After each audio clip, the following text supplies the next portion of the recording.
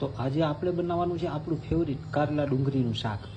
કારેલા કાપી નાખ્યા, ડુંગળી કાપી નાખી, લસણ, મરચાં અને ટમેટા. તો આ આપણું તેલ ગરમ થઈ ગયું છે. હવે એમાં આપણે રાઈ, જીરું અને સૂકા મરચાં નાખી અને એના ફટાકડા ફોડી નાખીએ. તો આ રાઈના મસ્ત મજાના ફટાકડા ફૂટી ગયા છે. હવે એમાં નાખી દઈશું આપણે લસણ અને મરચાં.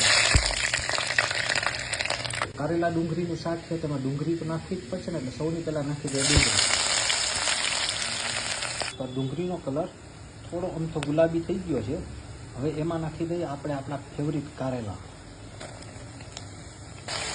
ત્યાં કારેલા ડુંગળી પાકી રહ્યો છે ને, હવે એમાં નાખી દઈશું આપણે ટમેટા. તો હવે આમાં આપણે થોડું અમથું પાણી નાખીને માથે થાળી અને થાળીમાં પાણી નાખીને એને પકાવી લઈશું ઓજમાં. તો આવી રીતના તો આ આપણું કારેલા ડુંગળીનું શાક બનીને તૈયાર થઈ ગયું.